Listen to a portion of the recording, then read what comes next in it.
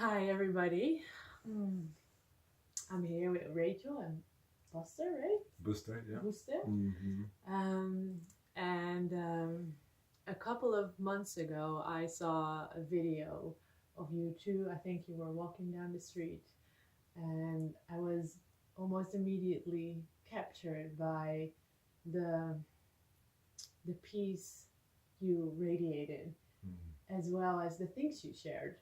You shared something about Rachel, that the way she had talked with you and that your first reaction was to withdraw, something like that. And yeah, it touched me. And I was like, who are these two? And now you're here in the Netherlands, and I'm in a workshop, and I have the opportunity to ask you some questions. And maybe, yeah, I'm so happy about that. And maybe we can start just by introducing you. Maybe you want to. Sounds great. Do you want to us individually? Yeah, us individually. I'm always a little confused too where to look right now. I'm Rachel, and I'm a intimacy and relationship coach, and I co-produce events with Büster and our company business thing called Embodied Intimacy.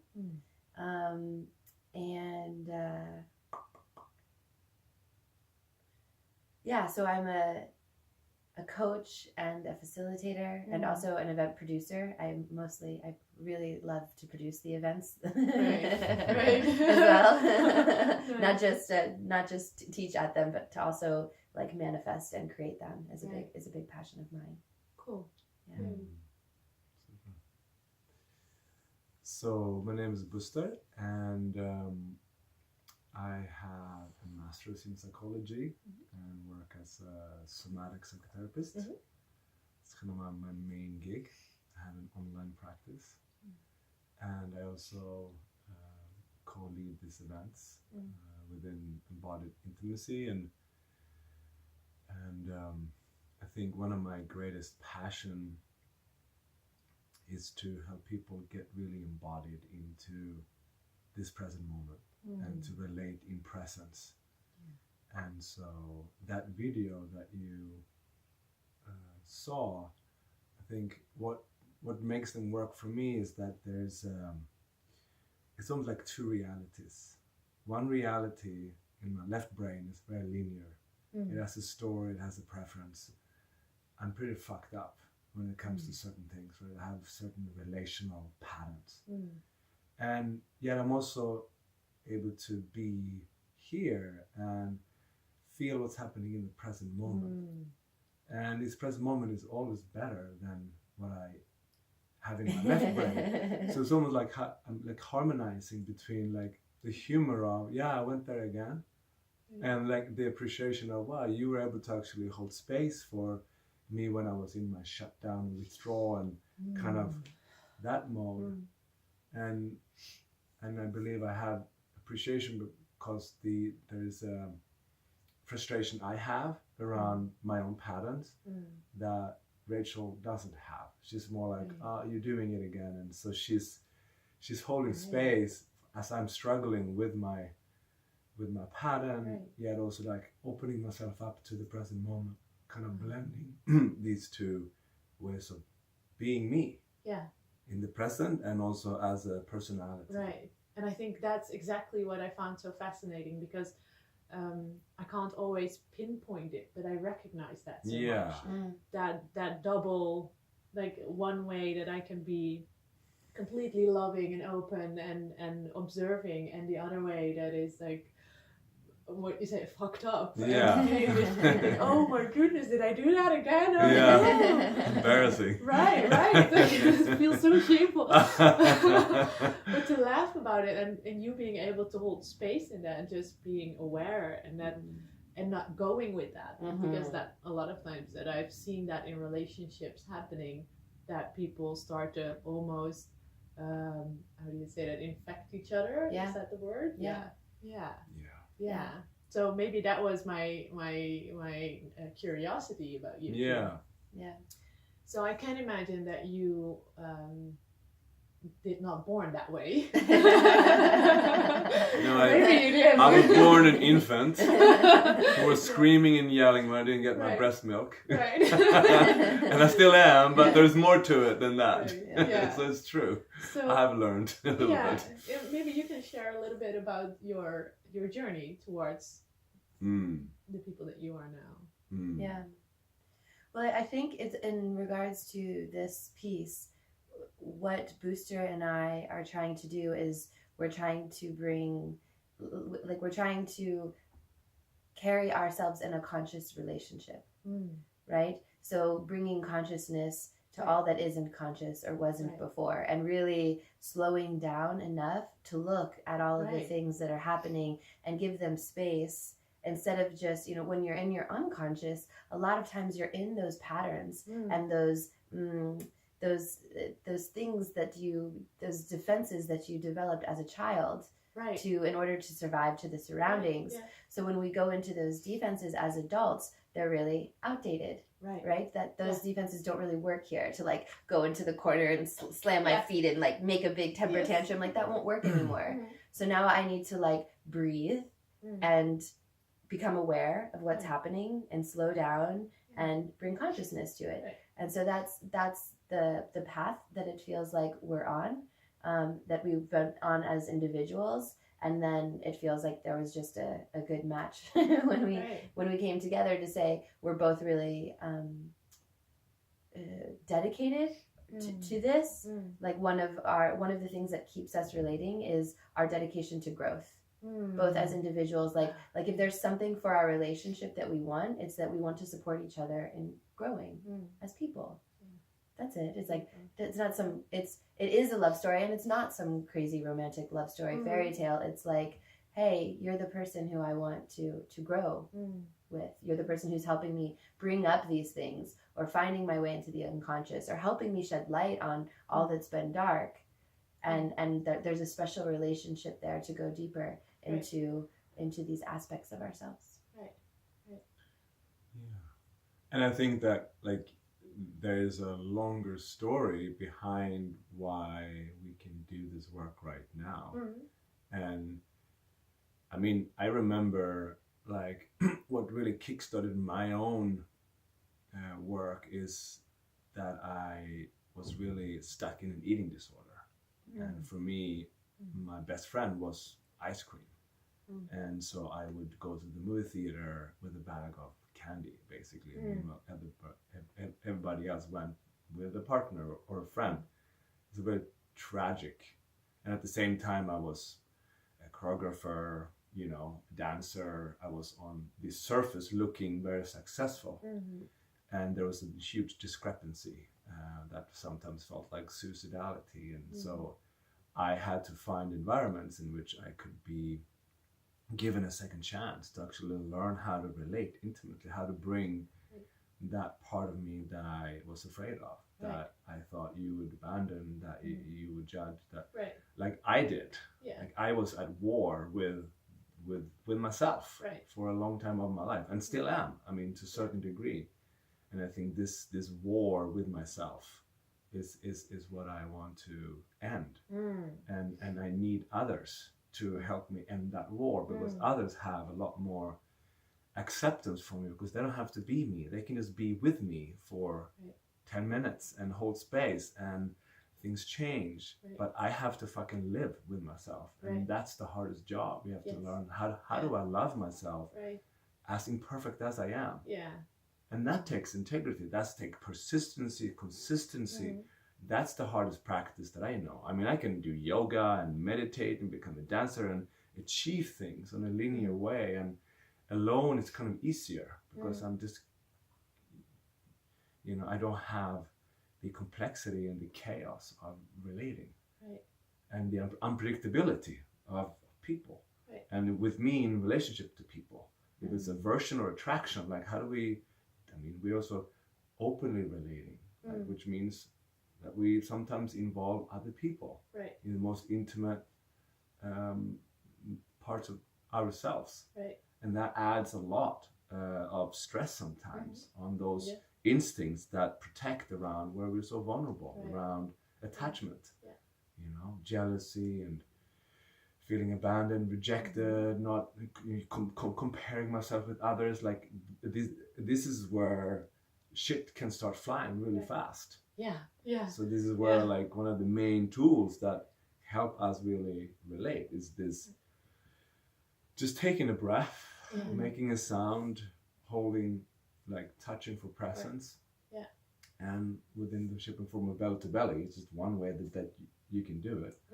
But just breathing together, like we did before this meeting, just it moves us from the personality into the being. Yes. And it's such an amazing difference. That shift is so, it's visceral. Yeah, you can feel it immediately. You feel as if you click back into something that you think like, oh, all right. Yeah, maybe we can do it. Now, shall we do a couple of breaths? Please lead us.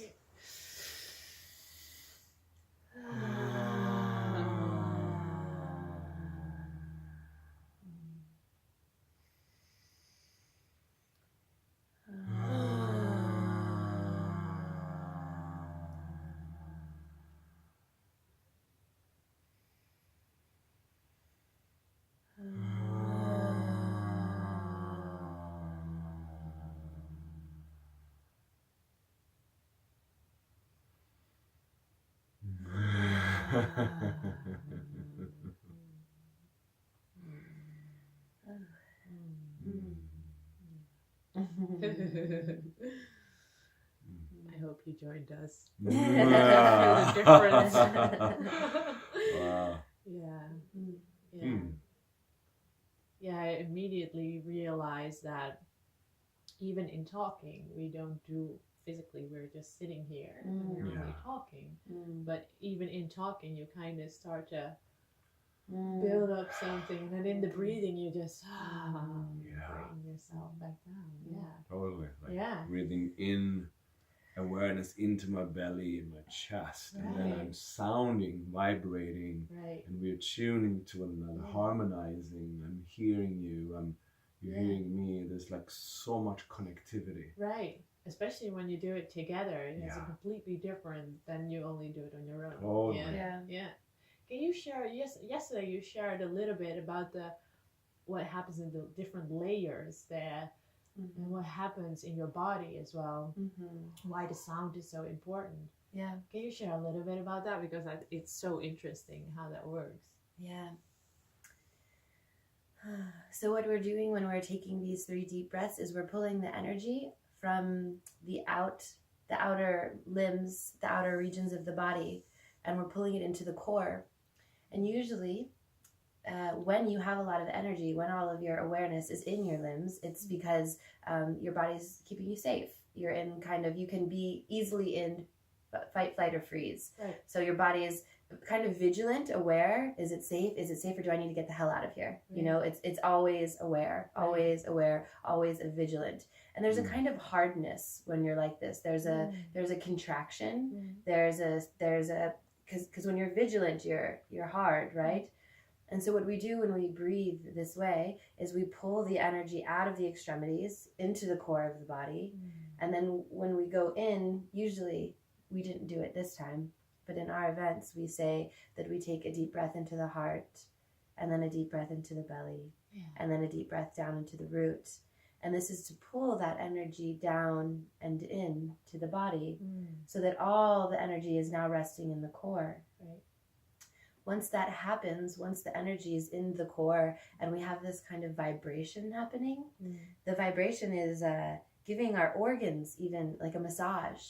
You know, like the inner organs are just, they're getting a massage, and they're kind of letting go, and we're switching in this state from sympathetic to parasympathetic nervous system.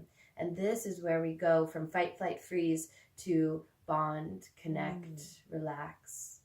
So pulling the breath inward and downward is what allows the body to open and relax. It allows our whole body to open and relax.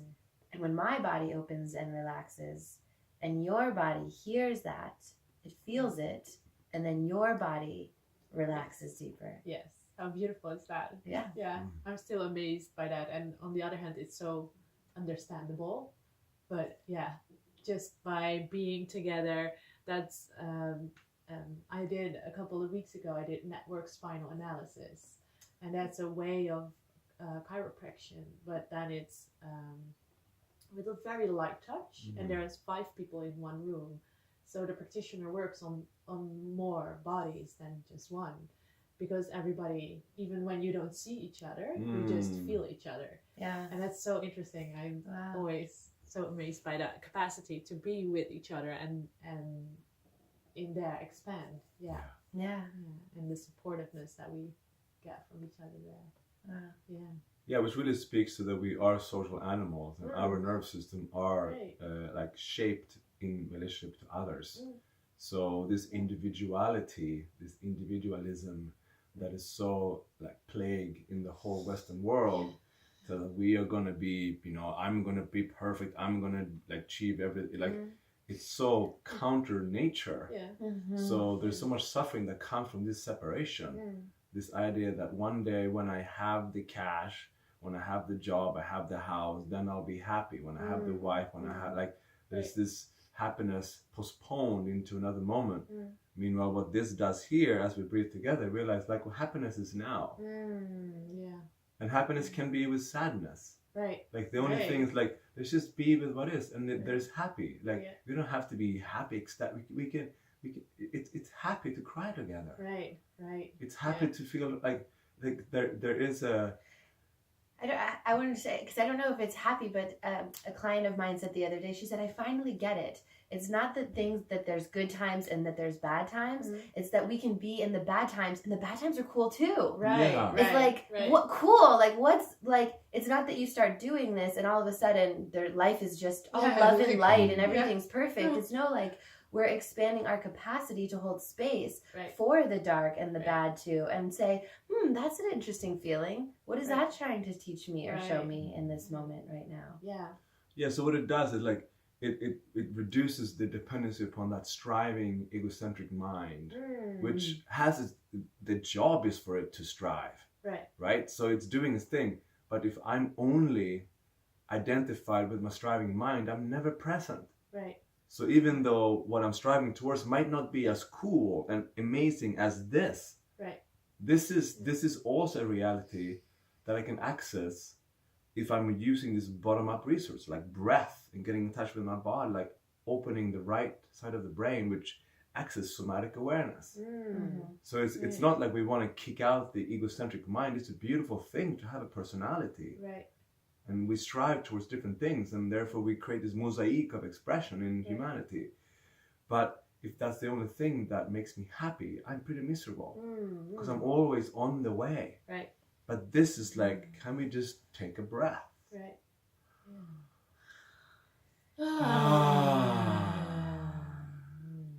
And this is the kind of presence that I believe many of us who are seeking sex and relationship and things are looking for.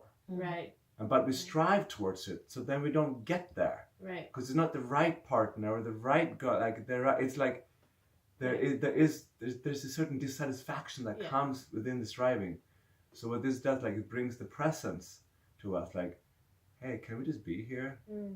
And really, like, then we actually drop below our personality. We drop into where we actually are full.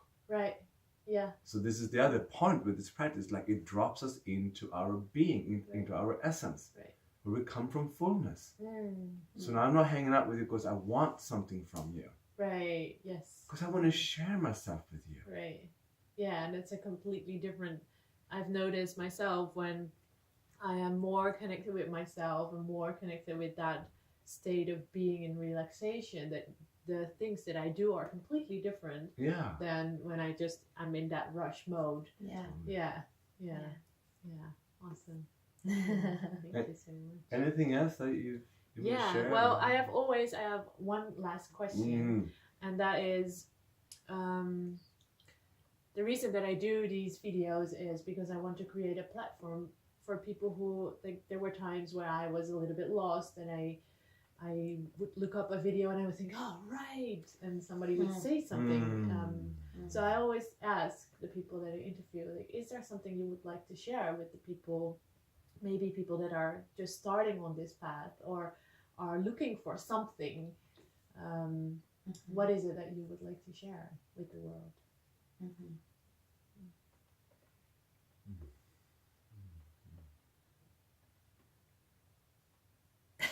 Yeah. Well, I'm just gonna take out my because I lived a lot with with a lot of shame, and I isolated. And what I've come to realize during the last 20 years is that what I thought was the most awful aspects of myself, what I had to keep hidden from others, is really the gold. It's like this there is a, like, when we move towards other in truth and authenticity and reveal ourselves as we are, that muddy, awful, dark parts of you actually alchemizes into gold. That kind of, when you take off your armor and you say, here I am, I'm scared of connecting with you, yet I'm longing for connection, you basically help all of us to just arrive into the truth that, yeah, we are full of shadow and light. And that is the quickest way to invite connections, just reveal who you are. So together we can do it. And just, there's an alchemy available for us in every moment. And it might be very scary in the beginning, or maybe always. Well, it has to be scary, because otherwise it's not really real. Like actually de-armoring or taking your armor off, literally you have to feel slightly scared, because it means you're exposing a new piece of skin. And I have that always. If I'm not a really, like, actually a little shaky revealing myself, I'm not doing it. Then I'm just like, and then I'm performing, which is great too. I can perform too. But if I'm actually not like really tapping into my edge, then I'm actually not feeling vulnerable. I'm not feeling a little shaky. I'm not feeling. So you have to be scared to grow. Oh, thank you. Yeah.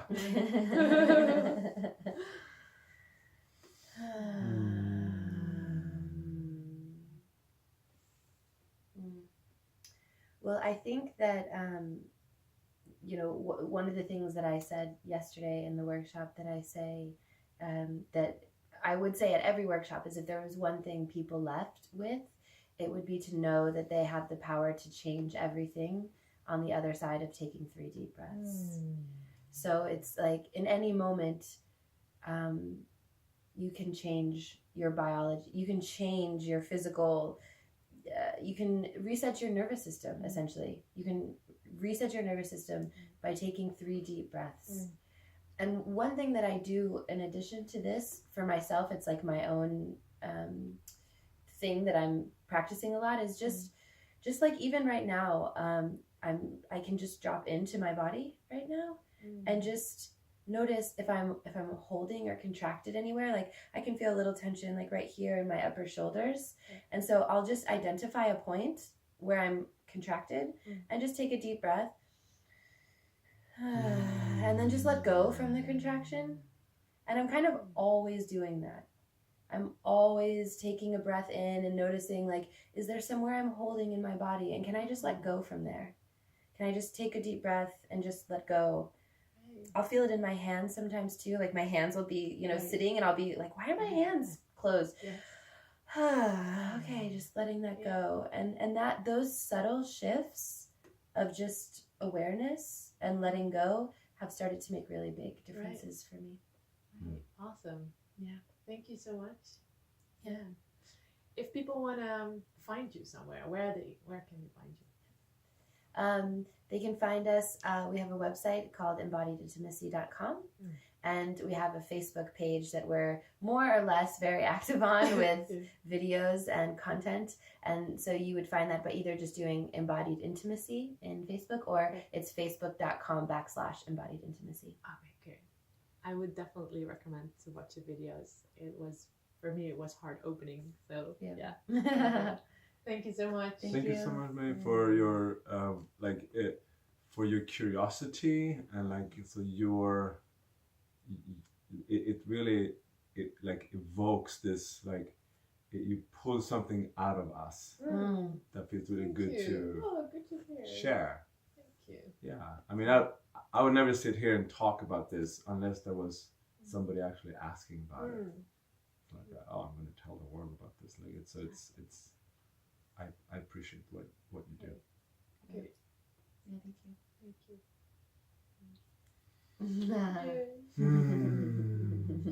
Shall we do just a couple more breaths? A couple more breaths. Let's Okay. do a couple more Join breaths. us, please. Yeah. It's really